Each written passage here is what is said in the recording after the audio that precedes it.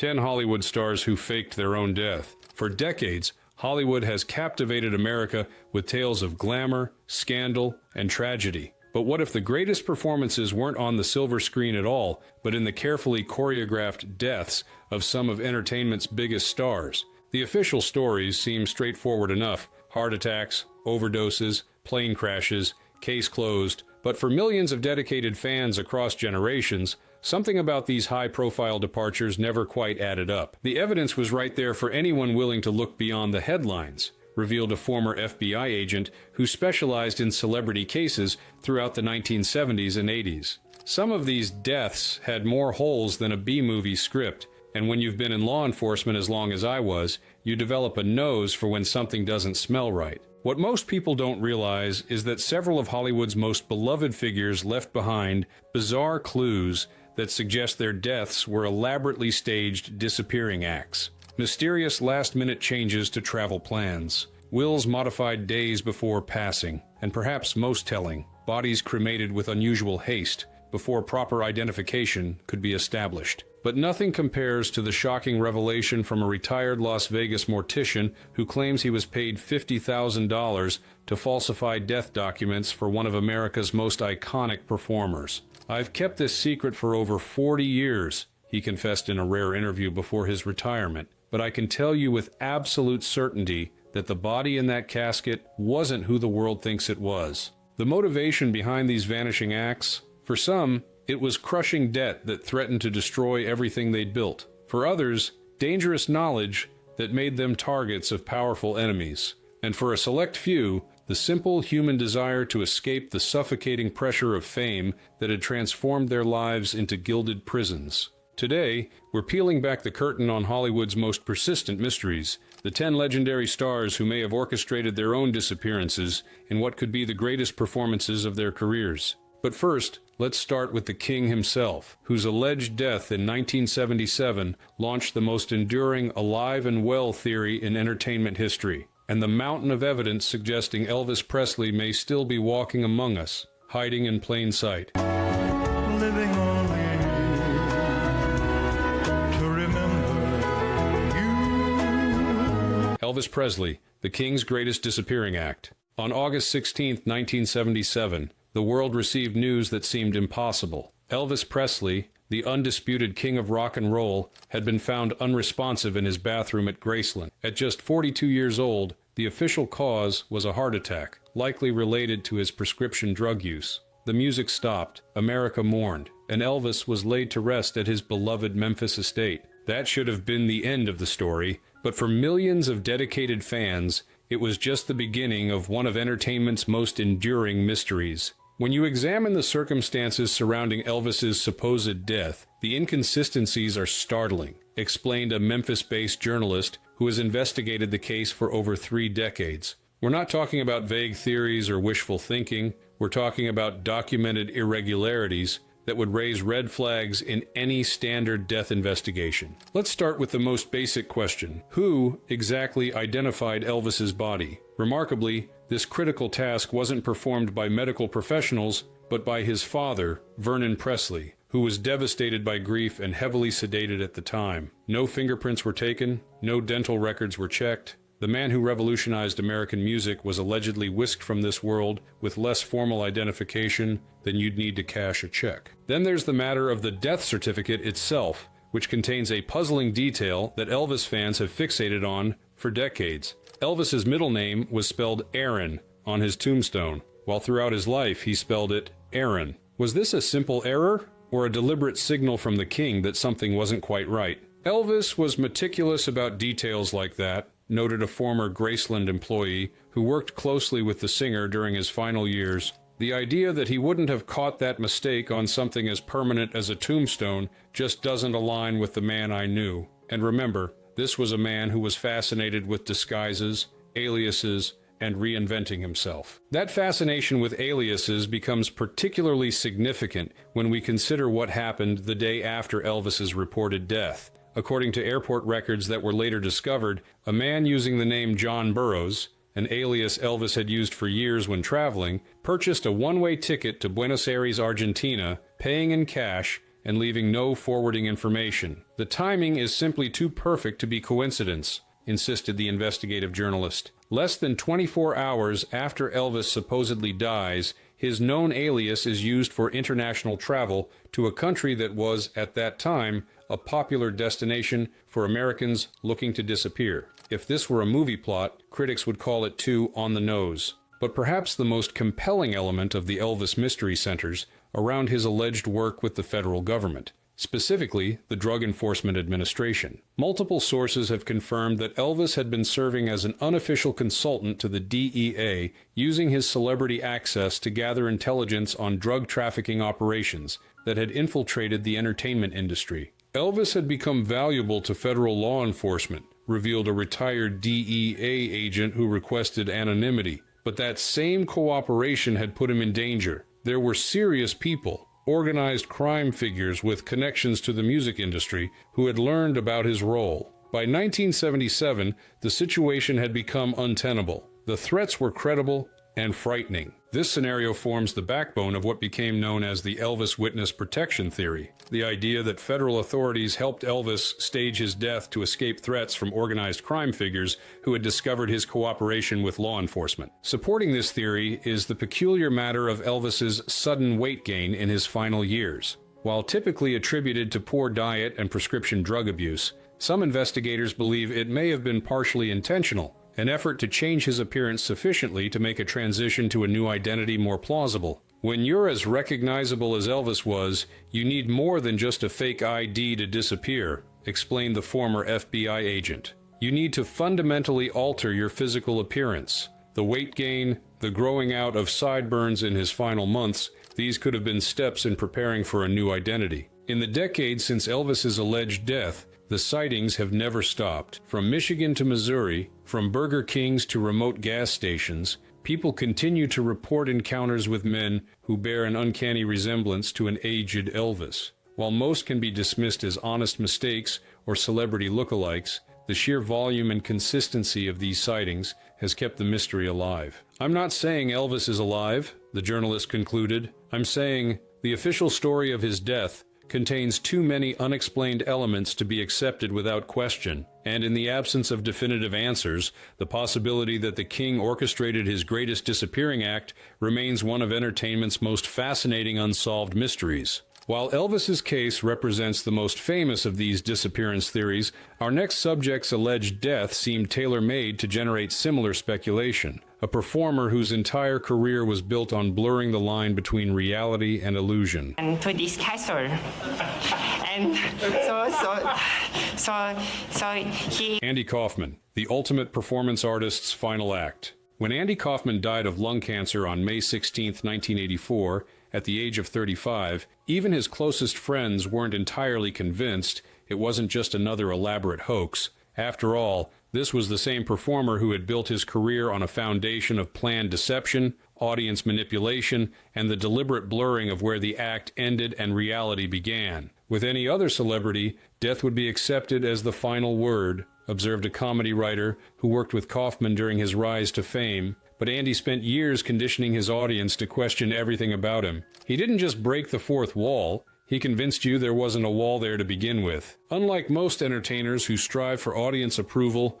Kaufman seemed to delight in creating uncomfortable, confusing experiences for his viewers. From reading The Great Gatsby in its entirety on stage to his wrestling career that outraged fans, Kaufman approached performance as a form of elaborate psychological experiment rather than conventional entertainment. Most tellingly, Kaufman had repeatedly discussed faking his death with friends and associates as the ultimate expression of his unique approach to performance art. He even specified that if he were to do it, he would return exactly 20 years later. It wasn't just idle talk, insisted a close friend who knew Kaufman during his final years. Andy had detailed plans. He talked about the mechanics of how you would pull something like that off, the death certificates, the convincing of family members, the creation of a new identity. He was fascinated by the concept, not just as a stunt, but as the ultimate commentary on celebrity culture and the public's relationship with famous people. What makes Kaufman's case particularly intriguing is how secretive he was about his illness.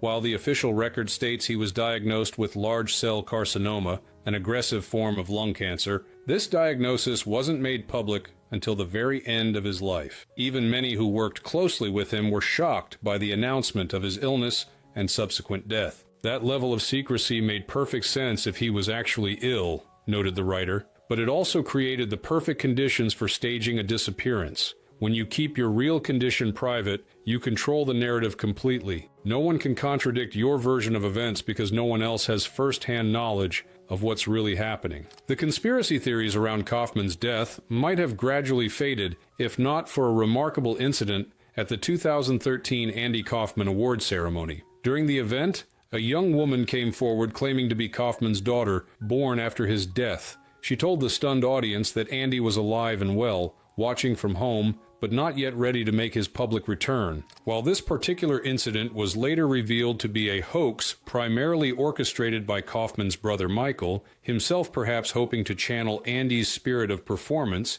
it reignited interest in the possibility that the comedian's death had been his greatest character yet. The hoax within a hoax is exactly the kind of layered deception Andy would have appreciated, the friend reflected. Even if he really did die in 1984, he created such an atmosphere of doubt and questioning around his public persona that his legacy includes this permanent question mark. In a way, he achieved immortality not just through his work, but through the lingering question of whether he's still out there, watching the world debate his existence. Adding fuel to the conspiracy theories is the fact that Kaufman's death certificate was allegedly signed by a doctor who wasn't even on call at the hospital that day, and some insist the standard autopsy procedures for a 35-year-old with an unusual cancer diagnosis weren't fully followed.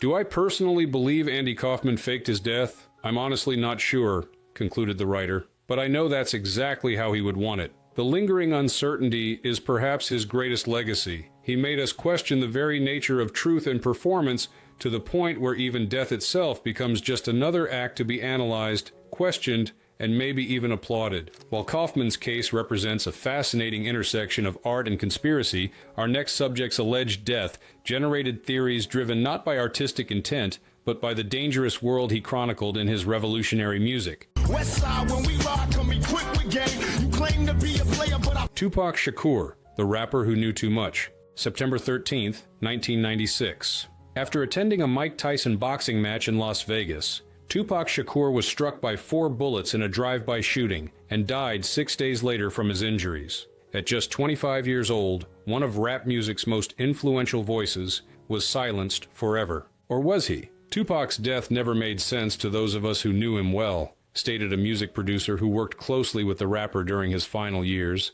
Not the timing, not the circumstances, and certainly not the aftermath. There were too many loose ends, too many unanswered questions, and too many people with motivation to help him disappear. The theories surrounding Tupac's potential escape from death center around 3 key elements: his extensive preparation for a potential exit, the suspicious handling of his body after death, and the flood of posthumous music that has kept his career oddly active long after his supposed passing. Let's start with Tupac's mindset in 1996. In the months before his death, the rapper had become increasingly paranoid about threats to his life. He had survived a previous shooting in 1994, was serving a prison sentence related to sexual assault charges he vehemently denied, and was embroiled in a dangerous coastal rap rivalry that had escalated beyond music into actual violence. He talked constantly about needing an exit strategy, recalled the producer. He specifically mentioned faking his death as a way to escape not just his enemies,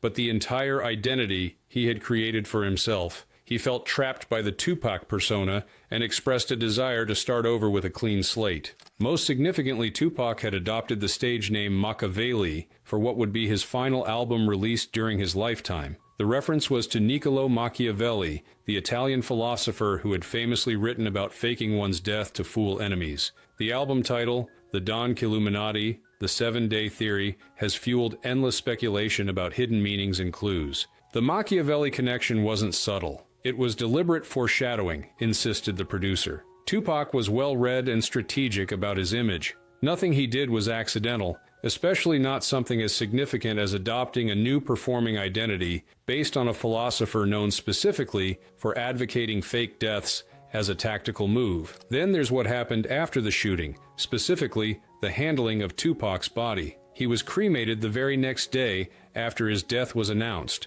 with no public viewing and no funeral service. This unusually hasty cremation has long troubled those who question the official narrative. In any high-profile death, especially one with potential criminal implications, you would expect the body to be preserved for potential further investigation, noted a former law enforcement officer familiar with standard procedures. The speed with which cremation occurred effectively eliminated any possibility of independent verification or follow-up forensic work. That's highly unusual in a case like this. Equally puzzling is what happened after Tupac's supposed death, a veritable flood of previously unreleased music that continues to this day. While many artists leave behind unreleased material, the volume of Tupac's posthumous catalog is extraordinary, with over 10 albums released after his death, many containing what sound like references to events that occurred after 1996. The sheer volume of vault material has always raised questions, said a music historian who has studied Tupac's legacy. Either he was recording at a pace that would be nearly impossible given his other activities,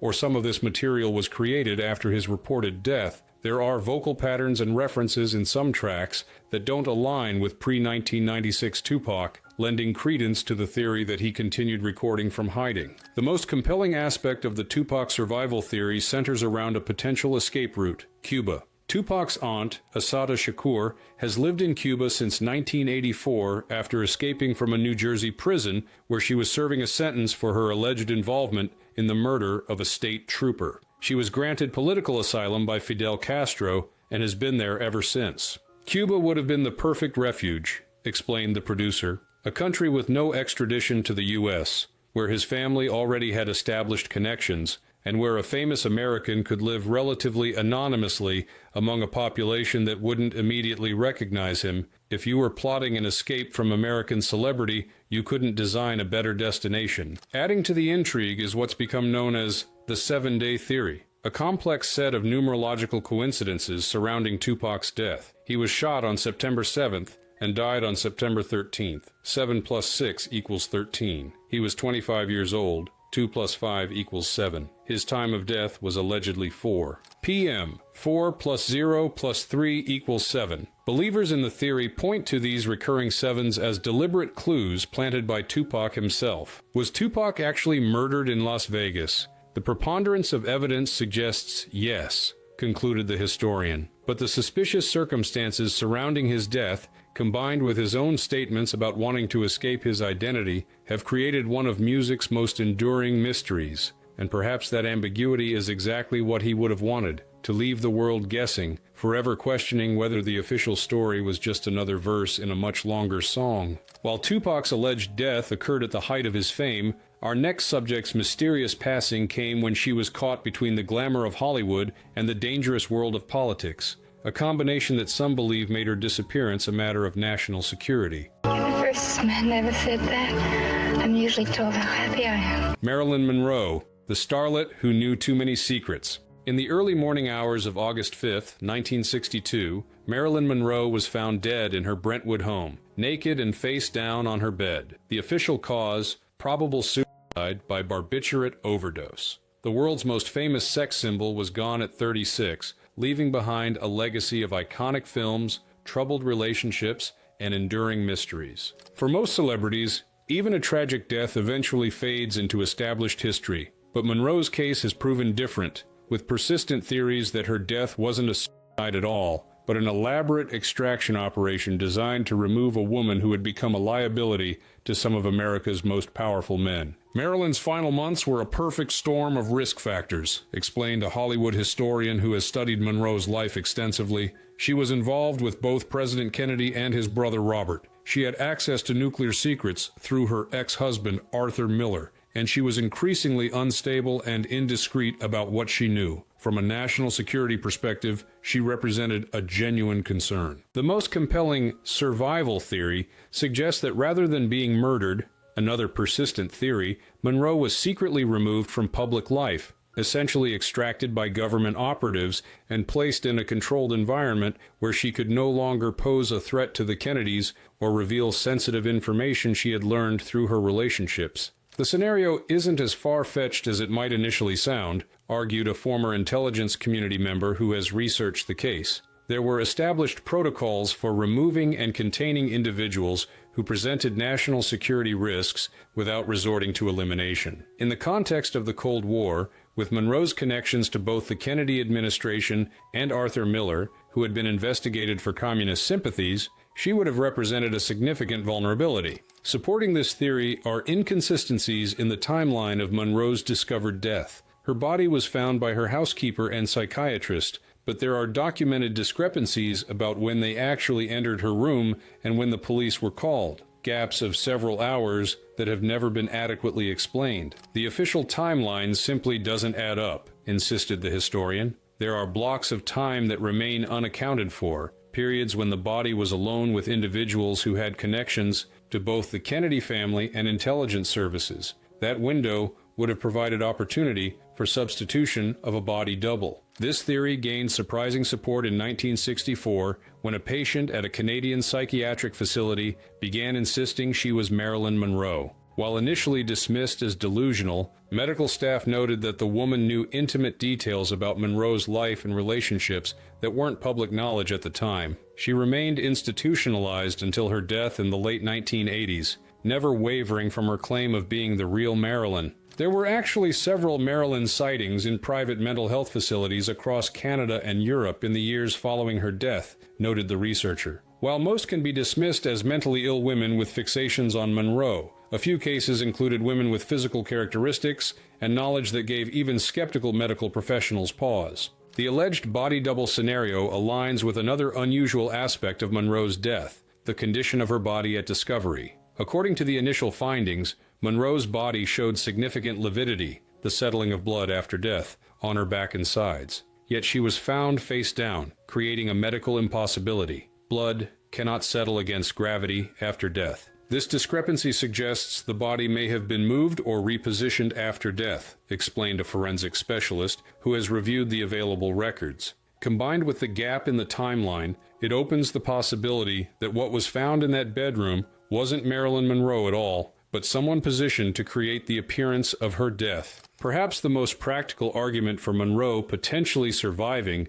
comes down to value. As an intelligence asset, willing or unwilling, she would have been worth far more alive and controlled than dead, particularly given the information she allegedly possessed about both the Kennedys and various classified matters she had been exposed to. From a purely operational standpoint, maintaining her in a controlled environment, whether a private medical facility or a protected residence, would have allowed ongoing assessment of what she knew and who she had spoken to, the intelligence veteran pointed out. Elimination is final. Containment leaves options open, especially with someone who might have information you need to protect. Did Marilyn Monroe really die that August night, or was she secreted away to live out her days in anonymous seclusion? The definitive answer remains elusive, but the combination of timeline inconsistencies, powerful enemies, and the high-stakes political environment of the early 1960s has kept this theory alive for decades. What we know for certain is that the woman the world knew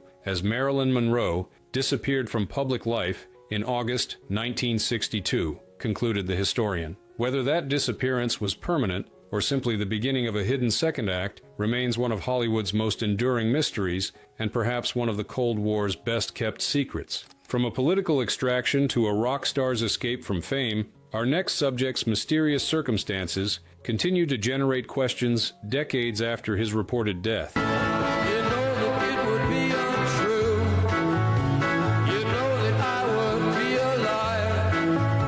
Jim Morrison, the Lizard King's Paris escape. On July 3, 1971, Jim Morrison was allegedly found dead in a bathtub in his Paris apartment by his girlfriend, Pamela Courson. No autopsy was performed, not required by French law at the time, and the official cause was listed simply as heart failure. The charismatic frontman of The Doors was supposedly laid to rest in Paris's famous Père Lachaise cemetery, joining cultural icons like Oscar Wilde and Edith Piaf. But within days of the announcement, the first of many enduring conspiracy theories emerged. The Lizard King hadn't died at all, but had orchestrated an elaborate disappearance to escape his rock star persona and pursue a quieter life dedicated to his true passion, poetry. Morrison had been openly discussing faking his death for months, claimed a music producer who knew Morrison during his final year. He'd talk about it after shows, during recording sessions, sometimes even in interviews if you read between the lines.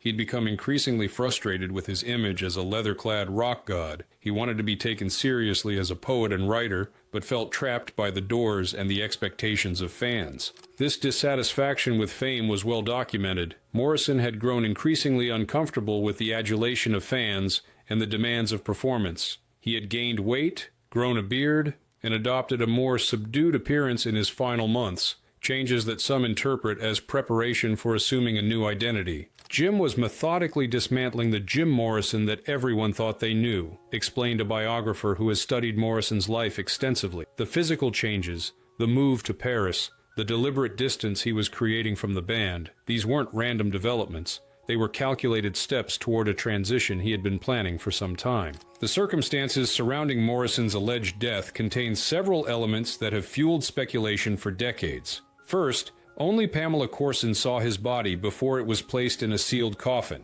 creating a single point of verification that has never been independently confirmed. Courson herself died of a drug overdose in 1974, taking whatever she knew to her grave. The limited witness situation is the foundation of most Morrison survival theories, noted the biographer. One person, who was herself troubled and not always reliable, serves as the sole confirmation that Jim Morrison was actually in that coffin. No family members viewed the body, no band members, no medical professionals beyond the doctor who signed the death certificate, just Pamela. Adding to the mystery is the unusual speed with which Morrison was buried. He allegedly died on July 3rd, but due to the weekend and a holiday, the death wasn't reported to the American authorities until July 7th. He was then buried on July 7th in a simple ceremony with no family or band members present. A remarkably quick and private disposal for one of rock music's most iconic figures. The timeline simply doesn't make sense for a normal death and burial, insisted the producer. Everything happened too quickly, too privately, with too little verification. If you were designing a plan to fake a death, this is exactly how you'd do it. Minimize witnesses, expedite the burial, control the narrative through a single trusted person. Morrison's own father, a high-ranking Navy admiral, publicly questioned the circumstances of his son's death, stating in a 1980s interview that he had never seen a death certificate or any official confirmation beyond media reports. This unusual skepticism from an immediate family member has further fueled speculation that something beyond the official story might have occurred in Paris. Admiral Morrison wasn't some conspiracy theorist, the biographer pointed out. He was a military man accustomed to chain of command and official documentation. The fact that even he expressed doubts about what actually happened speaks volumes about how unusual the handling of Jim's death really was. Perhaps most intriguing are the numerous reported sightings of Morrison in the years following his alleged death. From the Seychelles to Oregon, people have reported encountering a man matching Morrison's appearance and mannerisms, often living under various names and pursuing literary interests rather than music. One of the most persistent rumors places Morrison in the Pacific Northwest, living as a rancher and occasionally performing poetry at small local venues under an assumed name. Several residents of Oregon and Washington have described encounters with a bearded, heavy-set man whose voice and intensity reminded them of the former rock star. Of course, most of these sightings can be attributed to wishful thinking or confusion, acknowledged the biographer. But the consistency of certain details, his continued interest in poetry, his deliberate avoidance of attention, specific verbal tics that were characteristic of Morrison, gives some of these accounts a credibility that's difficult to dismiss entirely. Did Jim Morrison really die in that Paris bathtub, or did he execute the ultimate rock star disappearing act? The truth remains elusive, but the combination of his documented dissatisfaction with fame, the minimal verification of his death, and his own statements about wanting to escape his public persona have kept this particular theory alive for over 5 decades. If any rock star of that era had both the motivation and the intellectual capacity to orchestrate a convincing disappearance, it was Morrison, concluded the producer. He understood symbolism, narrative, and the power of myth. Creating the ultimate rock legend, the death that might not be a death at all, would have appealed to his poetic sensibilities. It would have been his final and perhaps greatest artistic statement. While Morrison's case centers around a potential escape from fame, our next subject's alleged survival revolves around a more practical question. Did a specific iconic figure really perish in a fiery crash, Or was a cinematic-style body swap employed to preserve a specific image? There are a lot of men who spend a lot of time developing rules and... James Dean, the heartthrob who couldn't bear to age. On September 30th, 1955, James Dean was reportedly killed when his Porsche 550 Spyder collided with another vehicle at an intersection near Cholame, California. The 24-year-old actor had just completed filming Giant, his third major film, and was en route to a car racing event when the fatal crash occurred. The promising young star was pronounced dead on arrival at Paso Robles War Memorial Hospital. That's the official narrative, one that transformed Dean from a rising actor into an eternal symbol of youthful rebellion. But persistent rumors suggest Dean may have survived the crash, horribly disfigured but alive, and lived out his days in seclusion while his pristine image remained frozen in time. The James Dean theory is different from most celebrity survival conspiracies, explained a film historian who has studied Dean's brief career and enduring legacy. It's not about Dean himself orchestrating a disappearance. Rather, it centers on the idea that others,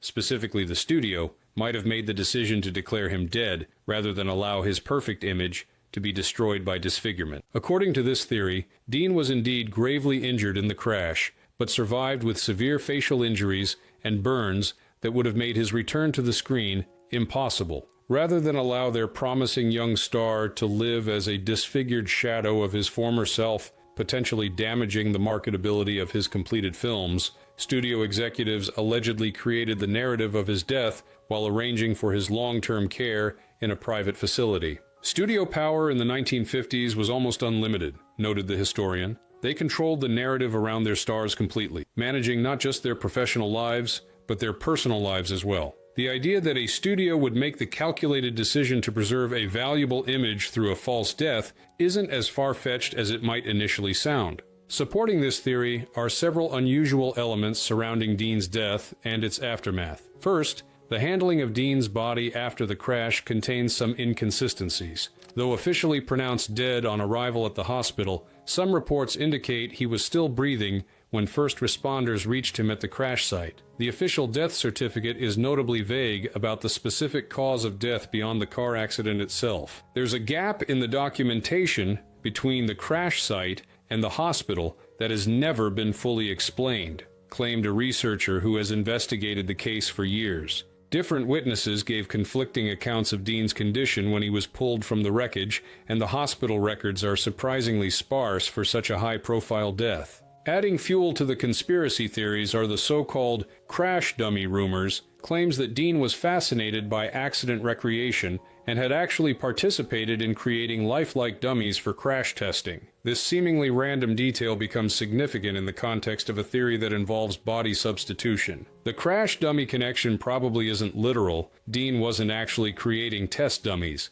the historian clarified, but it speaks to a broader truth about Hollywood in that era. The industry had access to extremely skilled makeup artists, prop creators, and effects specialists who could create remarkably convincing human replicas for film purposes. Those same skills could theoretically have been employed to create the appearance of Dean's death if the decision was made to preserve his marketable image. Perhaps the most compelling aspects of the Dean survival theory come from a series of alleged sightings in the decades following the crash. Several nurses and medical staff from facilities in California and later Canada have claimed they treated a severely disfigured patient who was eventually revealed to them as the supposedly deceased actor. One account, from a nurse who worked at a private California sanitarium in the early 1960s, described a patient with extensive facial scarring who was visited regularly by studio executives and was referred to by staff only by a code name. According to her testimony, she was told the truth about the patient's identity only when she was leaving the position, by a doctor who had had too much to drink at her going-away party. These accounts could easily be dismissed as attention-seeking or confusion, acknowledged the researcher, but what makes some of them credible is the specific details they contain about Dean's personal habits, mannerisms, and background, details that weren't widely known before the internet era and would have been difficult for a random person to invent convincingly. Did James Dean really die in that crash, or did he live out his days as a hidden figure while his unblemished image was marketed to generations of fans? The truth remains elusive, but the combination of studio power, incomplete documentation, and persistent first-hand accounts has kept this particular theory alive for decades. What's certain is that James Dean the icon, the perfect embodiment of youthful rebellion frozen in time, was far more valuable to Hollywood than an aging, disfigured version could ever have been, concluded the historian. Whether by coincidence or design, his reported death created the perfect marketing narrative, the brilliant young star who would never grow old, never lose his appeal, and never disappoint his fans by becoming ordinary. In purely commercial terms, his death was the best career move possible. While the Dean theory revolves around image preservation, our next subject's alleged survival stems from more recent events and centers around financial and legal motivations that might drive a modern star to disappear. Something like that is very sad because it's all negative, it's wrong. I think that's life to want to... Michael Jackson, the king of pop's great escape. On June 25, 2009, the world received shocking news. Michael Jackson, the undisputed king of pop, had died at his rented mansion in Los Angeles. The official cause was a cardiac arrest induced by acute propofol and benzodiazepine intoxication, powerful sedatives administered by his personal physician, Conrad Murray, who was later convicted of involuntary manslaughter. At 50 years old, one of the most recognizable and successful entertainers in history was suddenly gone, leaving behind a complex legacy of musical brilliance, personal eccentricities, and troubling controversies. But almost immediately, a counter-narrative emerged, one suggesting that Jackson, facing crushing debt and the immense pressure of his upcoming This Is It tour, had orchestrated an elaborate exit strategy to escape his increasingly unmanageable life. Michael's financial situation in 2009 was catastrophic,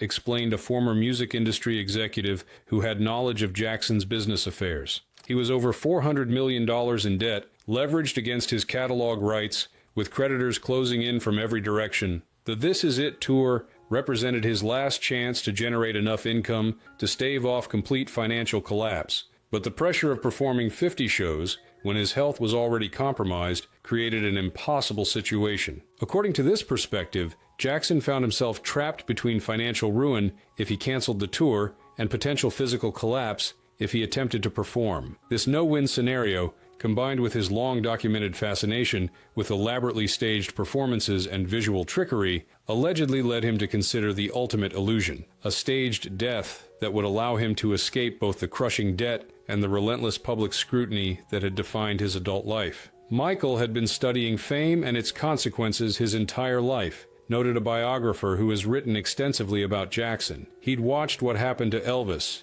to Marilyn Monroe, to other icons destroyed by the demands of celebrity. He was acutely aware of how fame had warped his own existence. The idea that he might have designed an exit strategy isn't as implausible as it might sound for someone with his particular psychology and circumstances. The theory gained unexpected credibility when footage emerged appearing to show a figure resembling Jackson jumping out of the back of the coroner's van that was transporting his body. While the video quality was poor and officials dismissed it as showing a coroner's assistant, the footage became a cornerstone of the Jackson survival narrative. That video raised legitimate questions, insisted the researcher who has studied celebrity death conspiracies. The timing, the movement pattern, the physical proportions of the figure, they align with Jackson in ways that are difficult to dismiss. Combined with other irregularities in how his death was handled, it created a foundation for reasonable doubt about the official narrative. Those irregularities include what some consider an unusually limited autopsy, questions about the exact timeline between Jackson's collapse and the 911 call, and the fact that the death was initially reported by TMZ, a celebrity gossip outlet, before being confirmed by more traditional news sources, suggesting potential leaks or media management. Perhaps the most intriguing aspect of the Jackson theory centers around a television appearance that occurred months after his reported death. A burn victim named Dave, born David Rothenberg, appeared on Larry King Live to discuss his relationship with Jackson, who had supported him after he was intentionally set on fire by his father as a child. Many viewers were struck by Dave's speaking patterns, hand gestures, and certain facial features, leading to widespread speculation that this was actually Jackson himself in disguise. The Dave theory is compelling because it aligns with Jackson's documented interest in prosthetics and disguise. The biographer pointed out, throughout his career, he had worked with the top makeup and effects artists in Hollywood, often using prosthetics in his videos and even, according to some sources, occasionally in public to move around unrecognized. He had both the resources and the knowledge to create a convincing alternate identity if motivated to do so. While skeptics note that Dave was a real person with a documented history long before Jackson's death, believers counter that the real Dave could have been compensated for the use of his identity, or that Jackson could have specifically chosen someone whose unusual appearance would make the disguise more convincing. What's not in dispute is Jackson's lifelong interest in the mechanics of fame and the power of illusion, noted the music industry executive. From the moonwalk to the smooth criminal lean to the elaborate stage productions of his tours, Michael consistently demonstrated a fascination with creating moments where the audience questioned what was real and what was manufactured. A staged exit from public life would represent the ultimate expression of that artistic preoccupation. Did Michael Jackson really die in that Los Angeles mansion? Or did he execute an elaborate disappearing act worthy of the spectacular performances that defined his career? The definitive answer remains elusive, but the combination of financial pressure, documented interest in illusion, and certain unexplained elements surrounding his death have kept this theory alive among dedicated fans. Michael understood better than most the double-edged sword of fame, concluded the biographer. He had experienced its highest peaks and lowest valleys, often simultaneously. The idea that he might have finally decided to step off the stage entirely, to disappear not just from the spotlight but from existence itself in the public record, represents perhaps the ultimate act of self-determination for someone whose life had been controlled by others since childhood. While Jackson's alleged survival would be a recent phenomenon, our next subject's mysterious circumstances date back to the golden age of martial arts films and center around potential threats that might have driven a star to disappear.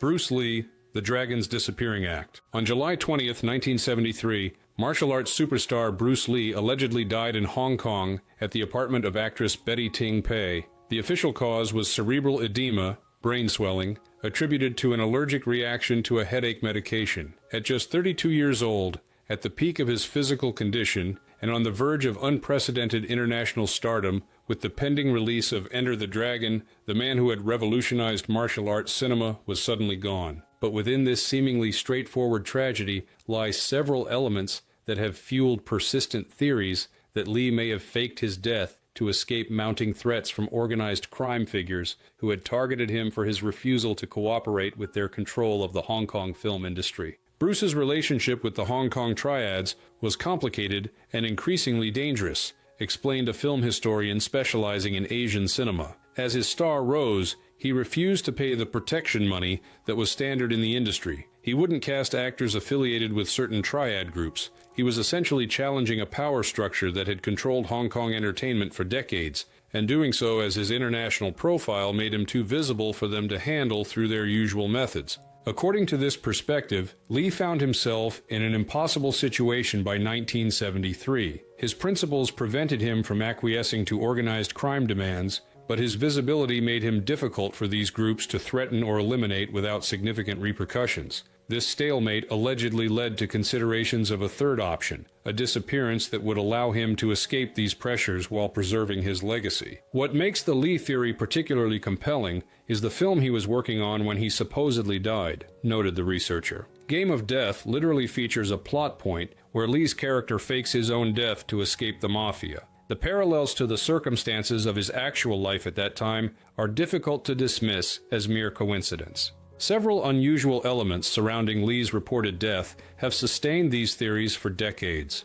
First is the location. He died not at home with his family, but at the apartment of an actress with whom he was allegedly having an affair, creating a scenario with limited witnesses and potential for manipulation of the timeline and circumstances. The private apartment setting meant very few people actually saw Bruce in his final hours, the historian pointed out. This creates precisely the kind of controlled environment that would be necessary for staging a convincing disappearance. Then there's the medical cause itself. Cerebral edema attributed to an allergic reaction to a common pain medication, Iquagesic. This diagnosis has been questioned by medical professionals who note that such a severe reaction to this particular medication is extremely rare, especially in someone with Lee's physical conditioning and no prior history of such allergies. The medical explanation never fully satisfied experts. confirmed a physician who has studied Lee's case. While certainly possible, the specific reaction as described represents a statistical anomaly that has fueled legitimate questions. Combined with the limited autopsy and the quick cremation of his remains, it created a perfect storm for ongoing speculation. This quick cremation, unusual in Chinese tradition, which typically involves more elaborate funeral ceremonies, has been particularly cited by those who question the official narrative. Lee's body was cremated within days of his death, eliminating any possibility of future medical examination or verification. Perhaps the most intriguing aspect of the Lee theory centers around reported sightings in the years following his alleged death. From the United States to various Asian countries, people have claimed encounters with men bearing striking resemblances to Lee, often living quiet lives far removed from martial arts or entertainment. One persistent account places Lee in Oregon, where a Chinese-American martial arts instructor who bore a remarkable resemblance to the star reportedly lived under an assumed name throughout the 1980s and 1990s. Students at his small private dojo noted his reluctance to be photographed and his cryptic comments about previous lives in Hong Kong. Most celebrity sightings can be easily dismissed as misidentification or deliberate impersonation, acknowledged the researcher. But what makes some of the Lee sightings more compelling is the reported demonstration of his unique martial arts abilities and teaching methods, specialized knowledge that would be difficult for a random look-alike to possess. Did Bruce Lee really die in that Hong Kong apartment, or did he execute a disappearance worthy of the cinematic stories he brought to life? The definitive answer remains elusive, but the combination of triad threats, unusual medical circumstances, and the parallels to his final unfinished film have kept this theory alive among dedicated fans and researchers. What's certain is that Bruce understood better than most how to create a lasting legacy, concluded the historian. Whether by cosmic coincidence or careful design, his death at the peak of his powers, just before his greatest international success, ensured he would remain forever young, forever at his physical peak, and forever the undefeated dragon in the public imagination. In terms of cementing a legend, the timing couldn't have been more perfect. From martial arts to grunge music, our next subject's alleged survival revolves around a death that many have questioned from the moment it was announced.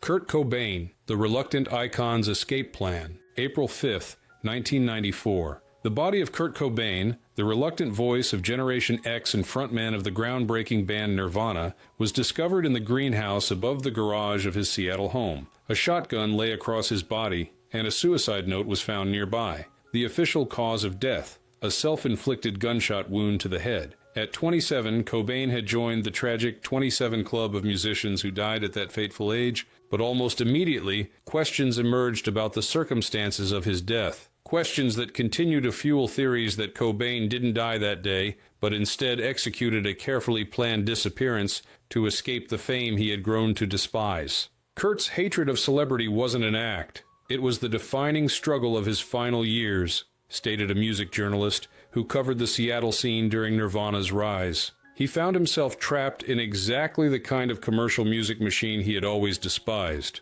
By 1994, he was actively looking for an exit strategy from both the industry and the Kurt Cobain persona that had been created around him. Unlike many celebrity survival theories that emerge from fans' inability to accept a star's death, the Cobain theory has been driven by documented inconsistencies in the official account and by the musician's own statements about wanting to disappear from public life. In multiple interviews and private conversations, Kurt explicitly discussed walking away from everything, not just the band, but his entire public identity, recalled a sound engineer who worked with Nirvana. He talked about moving to a remote village in Scotland or Alaska, places where no one would recognize him. These weren't idle fantasies. They were plans he was actively considering as his mental health deteriorated under the pressure of unwanted fame. The central piece of evidence cited by those who question the suicide narrative is the infamous note found at the scene, specifically the dramatic difference between the top portion and the bottom lines that actually reference suicide. The majority of the note reads like a retirement letter from the music industry, with lines like, "I don't have the passion anymore," and discussions about his inability to find joy in performing or listening to music. Only the final few lines shift to more direct references, and experts in handwriting analysis have raised questions about whether these lines were written by the same person or at the same time as the main body of the note. If you cover up those final lines, what you're left with isn't a note at all. It's a resignation letter, argued the journalist. It's someone explaining why they're walking away from the music industry, not from life itself. The disconnect between the two portions of the note has never been adequately explained and remains the strongest piece of evidence for those who believe Kurt orchestrated his own disappearance. Another frequently cited inconsistency involves the amount of heroin found in Cobain's system, a level that medical experts have suggested would have rendered him physically incapable of operating the shotgun. While tolerance can explain some of this discrepancy, the extreme concentration has continued to raise questions about the physical possibility of under such conditions. The heroin levels have never been properly reconciled with the physical actions required for the official suicide scenario, noted a forensic specialist familiar with the case. While not impossible given tolerance factors, the combination of such a high dose and the physical dexterity needed to operate the shotgun creates a legitimate area of doubt that has never been fully resolved. For those who believe Cobain may have survived, the theory generally involves a body double or substitute, potentially a homeless person of similar physical characteristics, and Cobain's escape to a remote location where he could live anonymously. Various sightings over the years have placed him in locations ranging from Peru to the Pacific Northwest, often described as working ordinary jobs that would allow him to blend into the background of everyday life. One of the more detailed accounts comes from a janitor at a small community college in Washington state who claimed that a new maintenance worker hired in the late 1990s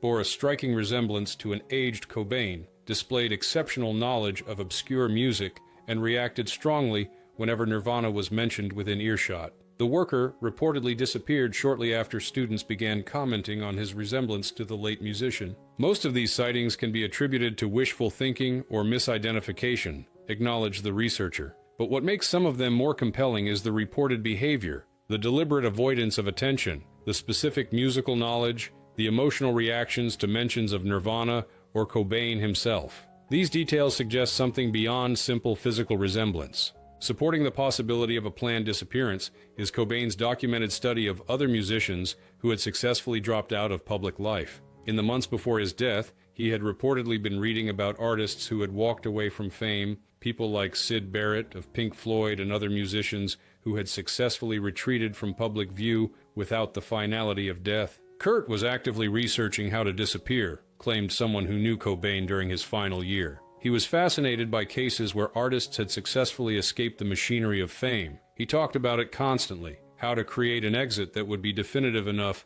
that no one would come looking for him, but without the finality of actual death. Did Kurt Cobain really die in that Seattle greenhouse, or did he execute the ultimate rejection of fame by staging his exit from a life he had grown to despise? The definitive answer remains elusive, but the combination of his documented hatred of celebrity, the unusual elements of his death scene, and his own statements about wanting to disappear have kept this particular theory alive for nearly 3 decades. Whether Kurt lives somewhere in anonymity or truly died that day in Seattle, one thing is certain, concluded the journalist. He had reached a breaking point with fame, with the music industry, and with the expectations placed on him as the reluctant voice of a generation. Whatever happened in April 1994 represented his final decision about how to handle a level of attention he had never wanted and had grown increasingly desperate to escape. While Cobain's alleged survival centers around his documented distaste for fame,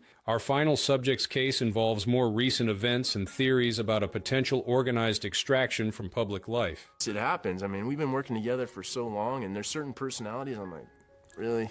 You're still like that guy? Paul Walker, the action star's last stunt. On November 30th, 2013, Fast and Furious star Paul Walker was reportedly killed when the Porsche Carrera GT he was riding in crashed into a concrete lamppost and burst into flames in Santa Clarita, California. The driver, Walker's friend Roger Rodas, was also killed. The official cause was the combination of traumatic injuries and fire, with investigators determining that the car had been traveling at an unsafe speed of over 100 miles per hour. The death of the 40-year-old action star stunned fans, particularly given the tragic irony of Walker perishing in a high-speed car crash after having built his career on a franchise centered around dangerous driving, but almost immediately, questions began to surface about the circumstances of the accident, leading to theories that Walker may have staged his death to escape threats connected to charitable work that had allegedly put him in danger. Paul's philanthropic activities went far beyond the typical Hollywood charity work,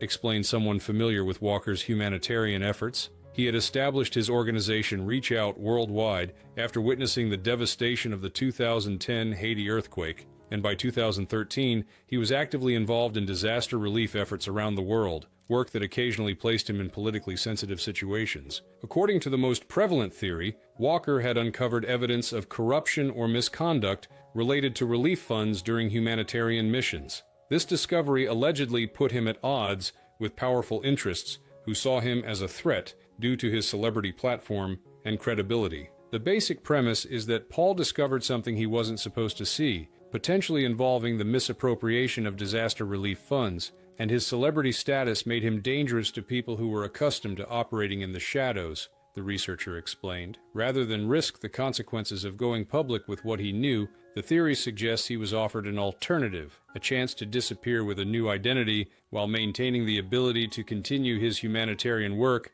away from the spotlight. Supporting this theory are several unusual elements surrounding Walker's death. First is the timing. He died during a break in filming Furious 7, creating a scenario where advanced visual effects would need to be employed to complete his scenes. This coincidence has been interpreted by some as evidence of planning, allowing for the technical resources to create a convincing public death. The film industry had reached a point where creating convincing scenes of actors who weren't physically present was possible, as demonstrated by how they ultimately completed Walker's scenes in the film, noted an entertainment industry insider. This technological capability, combined with the fact that Walker died during a filming hiatus, has fueled speculation that the timing wasn't coincidental. Then there's the matter of the accident itself. Internet sleuths quickly identified discrepancies between the license plate of the car Walker was seen getting into and the plate on the vehicle that crashed. While these differences have been explained as normal variations between front and back plates, the inconsistency added to the growing questions about the official narrative. Perhaps most compelling are the reports of Walker's interest in stepping back from Hollywood in the period before his death. Multiple sources confirmed he had expressed a desire to spend more time on his humanitarian work and less on filmmaking, even considering a significant career shift that would allow him more freedom to pursue his charitable interests. Paul had been talking openly about wanting a different kind of life, remembered a colleague from his charity organization. He found the film industry increasingly unsatisfying compared to the tangible difference he could make with his humanitarian work. He was looking for a way to transition away from acting without disappointing fans or damaging the franchise that had made his career. For those who believe Walker may have survived, the theories generally involve a carefully staged accident with a substitute vehicle and remains, followed by Walker's relocation to a place where he could continue his humanitarian work anonymously. Various sightings over the years have placed him in locations ranging from Costa Rica to remote islands in the South Pacific, often described as working directly with communities in need while living under an assumed identity. The consistent element in these alleged sightings is the humanitarian focus, noted the researcher. Unlike theories about celebrities living in luxury or seclusion, the Walker sightings almost universally describe him continuing the charitable work that had become his passion, just without the public recognition or celebrity attachment. Did Paul Walker really die in that fiery crash? Or did he execute an elaborate exit from a life that had become complicated by dangerous knowledge? The definitive answer remains elusive, but the combination of his documented interest in humanitarian work, certain unexplained elements of the accident, and his expressed desire to step away from Hollywood have kept this theory alive in the years since his reported death. Whether Paul died in that crash or found a way to disappear, what's undeniable is that his legacy has been defined more by his humanitarian work than by his acting career, concluded the colleague. In that sense, perhaps he achieved exactly what he wanted, to be remembered not as a movie star, but as someone who genuinely tried to make a difference in the world.